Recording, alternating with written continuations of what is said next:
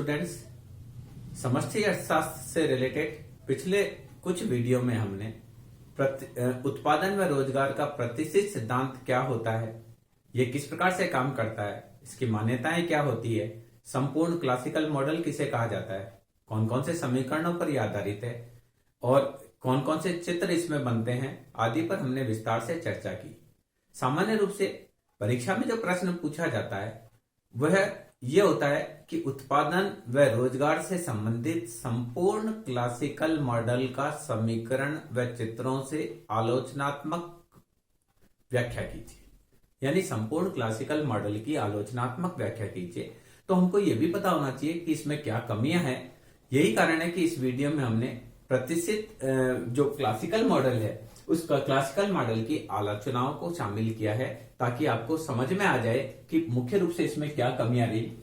पहली चीज जो है, इसमें माना से का बाजार नियम क्या कहता है कि किसी भी वस्तु की पूर्ति स्वयं अपनी मांग उत्पन्न कर लेती है। इस कारण से अर्थव्यवस्था में कभी भी अति उत्पादन की समस्या नहीं होती है। पर अगर व्यवहारिक जीवन में देखा जाए तो व्यवहारिक जीवन में अति उत्पादन पाया जाता है।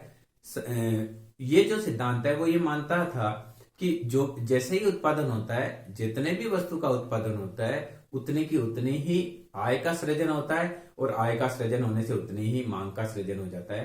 पर सामान्य रूप से होता क्या है कि जितने भी व्यक्ति की आय होती है वो पूरी की पूरी आय को खर्च नहीं करता है, वरन आय का एक बहुत बड़ा भाग बचा लेता है। इस कारण से उसकी जो बचत है वो उस बचत के बराबर वस्तुएं बिक नहीं पाती है। या हम देखें तो अर्थव्यवस्था में कई बार महान मंदियां हमारे यहाँ आई है, जहां वस्तु और सेवाओं का बहुत सारा उत्पादन था, कीमतें भी कम हो रही थी पर वस्तुएं और सेवाएं बिक नहीं पा रही थी। तब ये माना गया था कि से का बाजार नियम गलत है। तो कहने का तात्पर्य कि ये जो मॉडल है वो से के बाजार नियम पर आधारित है और से के बाजार नियम में भी बहुत सारी कमियां हैं। इस कारण से हम इस मान्यता को थोड़ा सा गलत मानते हैं। दूसरा, ये इस मॉडल में ये माना गया कि मजदूर क्या करेंगे, अगर मजदूर मजदूरी दर में कटौती करने के लिए तैयार हो जाए, यानी अगर मजदूरी दर लॉस हो, कम मजदूर, अगर उनको काम नहीं मिल रहा है मजदूरों को, तो वह कम मजदूरी दर पर काम करने के लिए तैयार हो जाए तो उनको हर हालत में काम मिल जाएगा, यानी अर्थव्यवस्था में पूर्ण रोजगार की स्थिति होती है अगर मजदूरी दर लॉसशील हो। पर अगर हम व्यवहार में देखें तो वास्तव में मजदूरी दर लॉसशील नहीं होती है। मजदूर अपनी मजदूरी को घटाने के लिए तैयार नहीं होते हैं। अगर उनकी मजदूरी बढ़ाने की बात की जाए तो वह उसको सहर्ष स्वीकार कर लेते हैं। पर अगर उनको मजदूरी दर कम देने की बात की जाए तो वह उसके लिए तैयार नहीं होते हैं। कई बार देखा गया है कि मजदूर को अगर मान लीजिए उसने मांगा मुझे 400 रुपए मजदूरी चाहिए, अगर उसको वह 400 रुपए कोई देने के लिए तैयार नहीं होता है तो वह दिन भर काम नहीं करेगा, वह बेरोजगार रह जाएगा। पर वह जो अपनी इच्छित मजदूरी दर है उस पर ही काम करने के लिए तैयार होगा। तो ये मॉडल जो ये मानता है कि मजदूरी दर में कटौती किया जाना संभव है। व्यवहार में देखा जाए तो आज श्रम संघ है, श्रमिकों का आपस में इतना बड़ा संगठन है, तो इस वजह से मजदूरी में निचले स्तर पर कटौती किया जाना संभव नहीं है। मजदूरी दर बढ़ाने के लिए सभी तैयार हो जाएंगे पर मजदूरी को कटौती करने के लिए कोई भी तैयार नहीं होगा। तीसरी चीज इसने यह माना कि सरकार के द्वारा आर्थिक क्रियाओं में हस्तक्षेप नहीं किया जाता है। पर अगर हम व्यवहार में देखें तो आज विश्व में कोई भी ऐसी अर्थव्यवस्था नहीं है जो बिना सरकारी हस्तक्षेप के चल पाती हो। सरकार को आर्थिक क्रियाओं में किसी न किसी रूप में कम या अधिक हस्तक्षेप करना भी पड़ता है। पूंजीवादी अर्थव्यवस्था के लिए कहा जाता है कि इसमें सरकार का न्यूनतम हस्तक्षेप होता है, परंतु अगर व्यवहार में देखा जाए तो वहां पे भी सारी जो कंपनियां हैं उनको नियंत्रित और नियमित करने के लिए सरकार को आर्थिक क्रियाओं में हस्तक्षेप करना पड़ता है। यदि अर्थव्यवस्था में कभी मंदी आ जाती है तो सरकार को भारी मात्रा में पैसा खर्च करना पड़ता है। कई प्रकार की स्कीम्स निकालते हैं सरकार, मार्केट में लिक्विडिटी को बढ़ाने के लिए बहुत सारे प्रयास करती है। तो वर्तमान में देखा जाए तो कोई भी उद्योगपति या कोई भी उद्योगपतियों का समूह इतना सक्षम नहीं है कि वह पूरी अर्थव्यवस्था को प्रभावित कर पावे और अर्थव्यवस्था की जो मंदी की स्थिति है या तेजी की स्थिति है उस पर काबू पा सके। तो विश्व में सभी जो देशों की सरकारें हैं वो आर्थिक क्रियाओं में हस्तक्षेप करके देश की आर्थिक विकास की गति को बढ़ाने का प्रयास करती है, जबकि प्रतिष्ठित अर्थशास्त्री का ये मानना था कि सरकार को आर्थिक क्रिया में हस्तक्षेप नहीं करना चाहिए। जब देखा जाए तो 1930 की महान मंदी के बाद में ये महसूस किया जाने लगा कि सरकार को आर्थिक क्रियाओं में हस्तक्षेप करके आर्थिक उच्चावचन को रोकने के लिए प्रभावकारी भूमिका के रूप में भूमिका अदा करनी चाहिए। इसके अलावा देखिए, ये सिद्धांत ये सिद्धांत इस मान्यता पर आधारित है कि अर्थव्यवस्था में पूर्ण रोजगार पाया जाता है, जबकि वास्तव में देखा जाए तो पूर्ण प्रतियोगिता एक काल्पनिक धारणा है। वास्तव में पूर्ण प्रतियोगिता कहीं पर भी पाई नहीं जाती है। ये सिद्धांत ये मानता था कि अगर हम मजदूरी दर को नीचा करेंगे तो मजदूरों की मांग बढ़ेगी और मजदूरों की मांग बढ़ने से पूर्ण रोजगार का स्तर प्राप्त किया जाना संभव होगा। रियलिटी ये देखी जाए तो मजदूरी दर एक लिमिट से ज्यादा नीचे कम हो नहीं सकती है। इस कारण पूर्ण रोजगार एक केवल काल्पनिक विचारधारा है। वास्तव में आज भी हम देखें तो विश्व में कोई भी राष्ट्र ऐसा नहीं है जहां पूर्ण रोजगार की स्थिति है। हर जगह बेरोजगारी की स्थिति है। तो पूर्ण रोजगार की स्थिति को एक काल्पनिक माना जाता है, जो कि प्रतिष्ठित अर्थशास्त्रियों के द्वारा माना गया। इसके अलावा प्रतिष्ठित अर्थशास्त्रियों का यह भी मानना था कि अर्थव्यवस्था में पूर्ण प्रतियोगिता पाई जाती है, यानी बहुत सारे क्रेता होते हैं और बहुत सारे विक्रेता होते हैं और उनमें आपस में इतनी अधिक प्रतिस्पर्धा होती है कि किसी वस्तु का मूल्य पूरे बाजार में समान होता है। पर वास्तव में देखा जाए तो ऐसा होता नहीं है।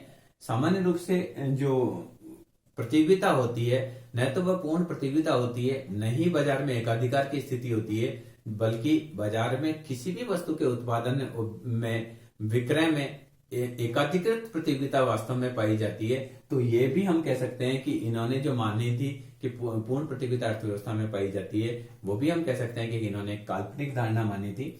इसके अलावा इन्होंने क्या किया था, अर्थव्यवस्था को 3 सेक्टर में विभाजित किया था। एक उत्पादन क्षेत्र में, दूसरा मौद्रिक क्षेत्र में और तीसरा इन्होंने वास्तविक क्षेत्र की बात करी।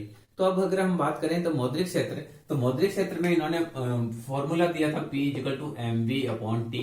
ये हमारा P प्रोपोर्शनल टू M की बात की थी। उसके बाद इन्होंने कहा कि investment is function of R और saving is also function of R। देखा जाए तो ये दोनों सिद्धांत जो है बैंकिंग व्यवस्था से रिलेटेड सिद्धांत है, या दोनों सिद्धांत मौद्रिक सिद्धांत ही है।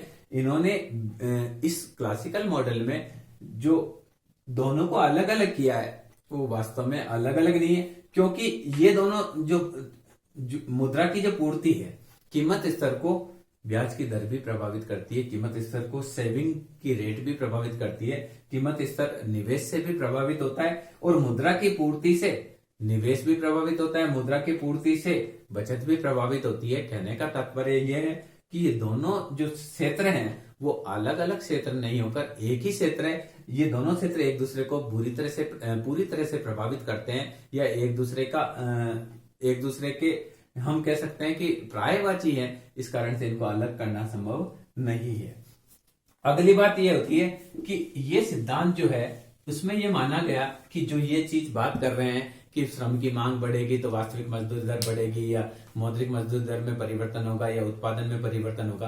तो ऐसा नहीं है कि आज हम श्रमिक की मात्रा बढ़ाएंगे तो कल ही उत्पादन बढ़ जाएगा, उसमें एक समय लगता है। तो प्रतिष्ठित अर्थशास्त्रियों का मानना था कि ये सिद्धांत दीर्घकालीन है, यानी दीर्घकाल में ये सारी चीजें लागू होगी। जबकि जो नवीन अर्थशास्त्री है, कीन्स और कुछ अन्य अर्थशास्त्री हैं, उनका ये मानना है कि दीर्घकालीन सिद्धांत की कोई उपयोगिता नहीं है, क्योंकि दीर्घकाल में तो सब मर जाते हैं। कहने का तात्पर्य है कि दीर्घकाल में तो बहुत सारे परिवर्तन हो सकते हैं, तो किस तत्व की वजह से कितना परिवर्तन हुआ इसका मापना मुश्किल है। दूसरी चीज है, दीर्घकाल एक लंबी अवधि है, उसमें क्या होगा क्या नहीं होगा इसके बारे में हम सोचकर आज की तारीख में वर्तमान में हाथ पे हाथ धरे हुए नहीं बैठ सकते हैं। अगर मान लीजिए कि अर्थव्यवस्था में मंदी है और दीर्घकालीन सिद्धांत ये कहता है कि मंदी स्वतः ही समाप्त हो जाती है आने वाले समय में, तो हम 10 और 20 साल मंदी की वेट नहीं कर सकते। या वर्तमान में जैसे कोरोना महामारी चल रही है, तो अगर मान लीजिए पुराने सिद्धांत ये रहे हों कि दीर्घकाल में कोई भी महामारी होती है स्वतः ही नियंत्रित हो जाती है, तो हम उसकी वेट नहीं कर सकते। ऐसा नहीं है कि हम उसको सोच लें कि ये तो अपने आप ठीक हो जाएगी, तो हमको कोई वैक्सीन का इजाद नहीं करना चाहिए, हमको कोई सावधानी नहीं रखनी चाहिए। कहने का तात्पर्य कि दीर्घकालीन जो भी थ्योरी है वो वास्तव में एप्लीकेबल नहीं होती है, अल्पकालीन सिद्धांत ही काम में आते हैं।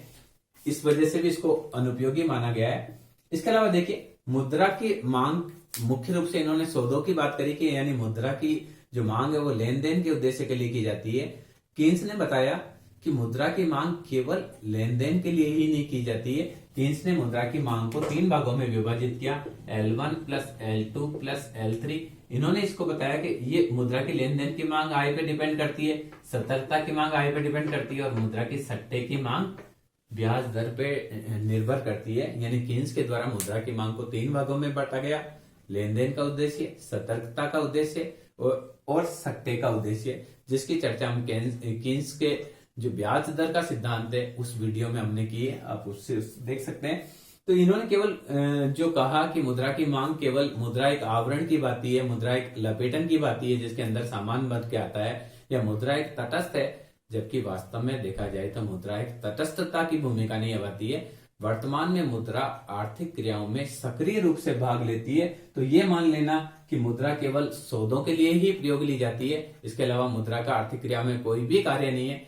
देखा जाए तो ये गलत है। वास्तव में देखा जाए तो मुद्रा भी वर्तमान में आर्थिक क्रियाओं में एक सक्रिय साधन के रूप में, जिस प्रकार से हमारे उत्पादन में भूमि, पूंजी, श्रम, प्रबंध और सांस की भूमिका है, सिमिलरली मुद्रा की भी भूमिका आज हमारे लिए बहुत इंपॉर्टेंट हो रही है। एक व्यक्ति ज्यादा से ज्यादा उत्पादन करना चाहता है क्योंकि वह ज्यादा से ज्यादा मुद्रा कमाना चाहता है। एक व्यक्ति ज्यादा से ज्यादा मेहनत करना चाहता है क्योंकि वह ज्यादा से ज्यादा मुद्रा कमाना चाहता है। कहने का तात्पर्य यह है कि मुद्रा भी वर्तमान में अर्थव्यवस्था में सक्रिय व सचेत साधन है। इसकी हम इसको ये नहीं कह सकते कि मुद्रा तो एक तटस्थ भूमिका है या मुद्रा की आर्थिक क्रिया में कोई भूमिका नहीं है, केवल ये पैकिंग की, जिस प्रकार से समोसे की पैकिंग में एक कागज आता है, उस कागज की हमारे लिए कोई उपयोगिता नहीं होती है, वैसे मुद्रा की कोई उपयोगिता नहीं है, ऐसा वर्तमान में हम नहीं कह सकते हैं। इसके अलावा इन्होंने जो बताया कि बचत इसके अलावा बताया कि बेरोजगारी के जो इन्होंने कारण बताए, इनका ये मानना था कि व्यक्ति बेरोजगार क्यों है। वो बेरोजगार इसलिए है कि वह बाजार की प्रचलित मजदूरी दर पर काम करने के लिए तैयार नहीं है। सामान्य रूप से देखा जाए तो बेरोजगारी वर्तमान में आप कोई भी वैकेंसी निकाल लीजिए, एक सर्वेंट की वैकेंसी निकाल दीजिए, लाखों लोग आवेदन कर देंगे। इसका मतलब है वो जो सरकार बोल रही है कि हम इतनी तनख्वाह देंगे, उस तनख्वाह में काम करने के लिए वह तैयार है। वो तैयार है इसलिए वह फार्म भर रहे हैं, फिर भी उनको रोजगार नहीं मिलता है। जबकि प्रतिष्ठित अर्थशास्त्रियों का यह मानना था कि जो भी प्रचलित मजदूरी दर पर काम करने के लिए तैयार होते हैं, उन सभी व्यक्तियों को रोजगार अवेलेबल हो जाता है। अगर सही दृष्टि से देखा जाए तो वास्तव में ऐसा नहीं होता है। बाजार में बहुत सारे ऐसे लोग हैं जो काम करने के लिए तैयार होते हैं, पर उनको काम नहीं मिल पाता है, इसकी वजह से वह बेरोजगार है। इसके अलावा उन्होंने क्या माना था, उन्होंने ये माना था कि बचत जो है, व्यक्ति की बचत ब्याज दर पर निर्भर करती है। Supply is function of R. Keynes ने कहा ये गलत है। व्यक्ति की बचत ब्याज दर कितनी भी ज्यादा हो, व्यक्ति की इनकम ही नहीं होगी तो बचत कहां से होगी। तो कीन्स का यह मानना था कि saving is function of Y not R, यानी नॉट ऑन आर। यानी जो व्यक्ति की बचत है वो व्यक्ति की आय पर निर्भर करती है, और आय ज्यादा होगी तो बचत भी ज्यादा होगी। आय Y1 है तो सेविंग भी S1 होगी, आय Y2 है तो सेविंग भी S2 होगी। तो कीन्स का यह मानना था कि बचत है, बचत की बात करी, बचत जो है वो आय पर निर्भर करती है, न कि इस पर विनियोग के लिए। तो कीन्स ने मानना था कि investment is may be function of R. Investment, उन्होंने कहा कि विनियोग जो है वो हो सकता है ब्याज दर पर निर्भर हो, पर बचत जो है वो बचत जो है वो ब्याज दर पर निर्भर नहीं होती। इस प्रकार क्लासिकल मॉडल की बहुत सारी कमियां रही, उसके आधार पर फिर कीन्स ने इनकी आलोचना करते हुए अपना उत्पादन व रोजगार का अलग एक से एक सिद्धांत दिया, जिसके बारे में भी हम अध्ययन करेंगे अपने वीडियो में। तो अगर आपसे ये पूछा जाए कि संपूर्ण क्लासिकल मॉडल की क्या क्या कमियां हैं, तो उसके बारे में आप थोड़ा इस वीडियो को एक आध बार सुन लेंगे तो आप कुछ लिख पाएंगे, मैं ऐसा समझता हूं। Thank you.